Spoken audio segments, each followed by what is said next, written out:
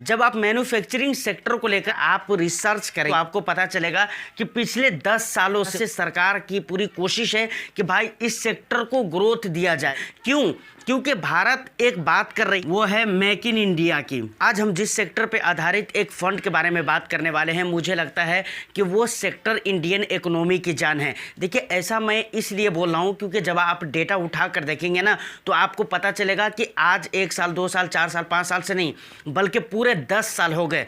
पूरे 10 साल से सरकार का पूरा फोकस उस सेक्टर के ऊपर है। तो आखिर क्या रीज़न है, क्या मैटर है, कौन सा ऐसा सेक्टर है, तो ये सारा डिटेल्स मैं आपको वीडियो में बताने वाला हूं। तो वीडियो बहुत ही इन्फॉर्मेटिव होने वाली है। एक लाइक कर दीजिए, शेयर कर दीजिए। चैनल को अगर अभी तक आपने सब्सक्राइब नहीं किया है तो चैनल को भी ज़रूर सब्सक्राइब कर ले।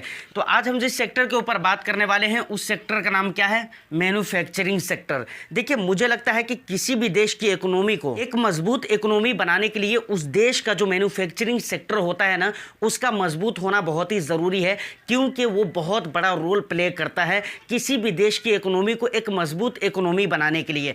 अगर मैं भारत की बात करूं तो भारत में आपने बहुत मर्तबा सुना होगा मेक इन इंडिया। आप सोच कर देखिए, अगर कोई भी प्रोडक्ट अगर हमारे यहाँ बाहर से आ रहा है लेकिन उसकी मैन्युफैक्चरिंग अगर इंडिया के अंदर होने लगे तो सोचिए इससे बहुत सारे फ़ायदे होंगे। एक फ़ायदा तो सबसे बड़ा ये होगा कि हमारी जो इकोनॉमी है वो बहुत ही हाई लेवल को पहुँचेगी। दूसरी बात, रोज़गार का भी एक ज़रिया मिल जाएगा, समझिए। तो इसीलिए ये मैन्युफैक्चरिंग सेक्टर जो है बहुत ही मेन और बहुत ही मायने रखता है। जब आप मैन्युफैक्चरिंग सेक्टर को लेकर और इंडिया को लेकर आप रिसर्च करेंगे, जानने की कोशिश करेंगे, तो आपको पता चलेगा कि पिछले 10 सालों से पूरी तरह से सरकार की पूरी कोशिश है कि भाई इस सेक्टर को ग्रोथ दिया जाए, इस सेक्टर पे काम करने की ज़रूरत है। क्यों? क्योंकि भारत एक बात कर रही है काफ़ी टाइम से, वो क्या है पता है आपको? वो है मेक इन इंडिया की। तो भाई मेक इन इंडिया की अगर बात की जाएगी तो वहाँ पर एक जो सेक्टर है जो कि मैन्युफैक्चरिंग का सेक्टर है वो बहुत ही मेन और बहुत ही मायने रखता है। क्यों मायने रखता है? अब सोचिए, कोई भी चीज़ है, एनीथिंग, किसी भी चीज़ की आप बात कर लीजिए, कोई भी चीज़ है जो हमारे यहाँ भारत में आती है, बाहर से आती है, लेकिन अगर वो हमारे देश में ही बनने लगे तो वो सारे फ़ायदे हमें देखने को मिलेंगे जिसके बारे में मैं पीछे चर्चा कर चुका हूँ। तो ये कुछ ज़रूरी बातें थी मैन्युफैक्चरिंग सेक्टर को लेकर। इसी सेक्टर पे आधारित एक फ़ंड है जो कि HDFC म्यूचुअल फंड हाउस की तरफ से लॉन्च किया गया है।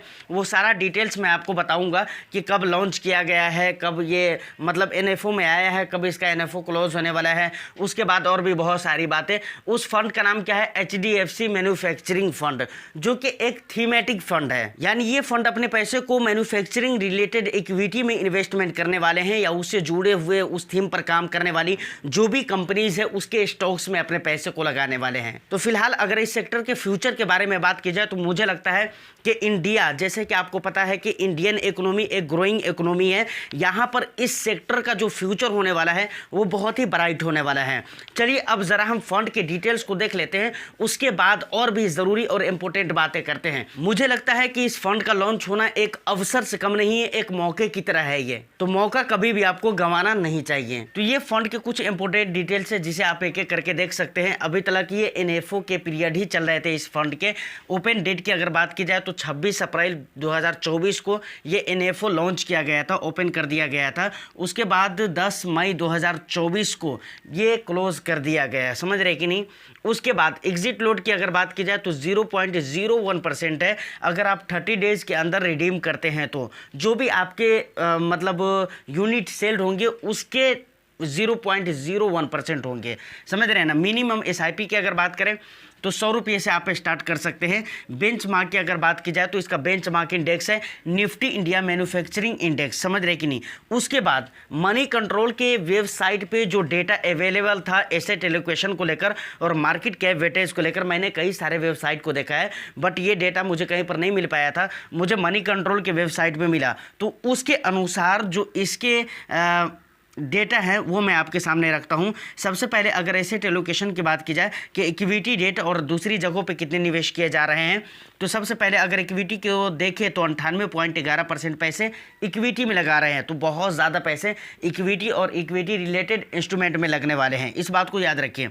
उसके बाद डेट में ये बिल्कुल पैसे निवेश नहीं कर रहा है। अदर जगहों की अगर बात की जाए तो 1.89% पैसे दूसरी जगहों पे निवेश किए जा रहे हैं। उसके बाद मार्केट कैप वेटेज की अगर बात की जाए कि लार्ज कैप, मिड कैप और स्मॉल कैप में किस हिसाब से एलोकेशन किए गए हैं, तो सबसे पहले अगर लार्ज कैप की बात करें तो यहाँ पर देख सकते हैं 47.54% पैसे लार्ज कैप में निवेश कर रहा है। उसके बाद मिड कैप में 17.24% पैसे निवेश कर रहा है।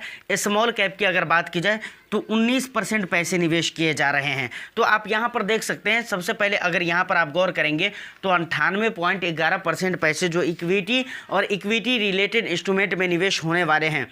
तो यहाँ से पता चलता है कि भाई इस फंड के अंदर रिस्क की अगर बात की जाए कि रिस्क कितना है, तो रिस्क यहाँ पर बहुत ही ज़्यादा है, इसलिए आपको बहुत ही समझदारी के साथ इन्वेस्टमेंट करना है। अब दूसरा एक और भी इम्पोर्टेंट सवाल जो हो सकता है कि बहुत सारे लोगों के मन में आ सकता है कि भाई यहाँ पर कितने दिनों के लिए, किस टाइम पीरियड के लिए इन्वेस्टमेंट करना सही रहेगा। तो देखिए, ऐसे भी अगर इस फंड की कैटेगरी की अगर बात की जाए तो ये थेमेटिक कैटेगरी का फंड है, जहाँ पर बहुत ज़्यादा दिनों के लिए, जैसे 8 साल, 10 साल, 12 साल के लिए निवेश करना सही नहीं रहता है। तो यहाँ पर मैंने कई वेबसाइट पर भी देखा है और मुझे भी लगता है कि यहाँ पर आपको 3 ईयर्स से लेकर 5 ईयर्स के लिए इन्वेस्टमेंट करना सही रहेगा। और कई वेबसाइट पे भी इस बात को मेंशन किया गया है कि भाई ये टाइम पीरियड कम से कम 3 ईयर्स के लिए और ज़्यादा से ज़्यादा 5 ईयर्स, 6 ईयर्स आप ये टाइम पीरियड लेकर चल सकते हैं। उसके बाद एक और भी इंपॉर्टेंट बात जो कि मैं पीछे बोल चुका हूँ रिस्क को लेकर। देखिए, ये एक थेमेटिक फंड है, तो मैन्युफैक्चरिंग के ऊपर जो भी कंपनीज काम कर रही है, मतलब इस थीम पे जो भी कंपनीज काम कर रही है, उसके स्टॉक्स में पैसे निवेश होने वाले हैं। तो यहाँ पर रिस्क मैंने आपको बता दिया है कि बहुत ज़्यादा होने वाले हैं। तो इस तरह के फंड में जो भी निवेश करना चाहते हैं उनको चाहिए कि पहले इस तरह के फंड के ऊपर रिसर्च करें, वो देखें, वो अपना रिस्क प्रोफाइल देखें। और बहुत ज़रूरी है कि वो अपना रिस्क प्रोफाइल एक मरतबा देख ले इस तरह के फंड में निवेश करने से पहले, तब जाकर वो निवेश करें। तो सेम यहाँ पर भी आपको मैं सजेशन नहीं कर रहा हूँ या मेरी तरफ से कोई रिकमेंडेशन नहीं कि आप निवेश करिए या ना करिए, बस ये एक एजुकेशन पर्पज़ के लिए वीडियो थी। आपको अगर निवेश करना है तो आपकी अपनी डीप रिसर्च होनी चाहिए और आपको ये फील होना चाहिए कि हाँ, रियल में ये मेरे रिस्क एपिटाइट के साथ मैच होता है, तभी जाकर आप इस तरह के फंड में आप इन्वेस्टमेंट करें। सिर्फ वीडियो देखकर या आर्टिकल्स पढ़कर या किसी तरह के कोई बहकावे में आकर आपको इन्वेस्टमेंट नहीं करना चाहिए। यहाँ तक अगर आप वीडियो में पहुँच चुके हैं तो मुझे लगता है कि वो सारी इंपॉर्टेंट चीज़ें जो इस फंड को लेकर होना चाहिए वो सारी बातें मैं आपको बता चुका हूं। लेकिन अगर आपको लगता है कि कुछ छूट गया है तो आप मुझे कमेंट सेक्शन में ज़रूर उस बात को मेंशन कर दीजिए। मैं अगली जो भी वीडियो लेकर आऊँगा इस फंड के कंपैरिजन को लेकर, तो उसमें मैं उस बात को मेंशन ज़रूर करूँगा। तो उम्मीद करता हूँ कि वीडियो आपको अच्छी लगी हो तो एक लाइक करके शेयर कर दे। चैनल को अगर अभी तक सब्सक्राइब नहीं किया है तो चैनल को भी ज़रूर सब्सक्राइब कर लें। मैं फिर मिलता हूँ किसी नेक्स्ट एंड इंटरेस्टिंग वीडियो में। जब तक के लिए all the best. Thank you for watching.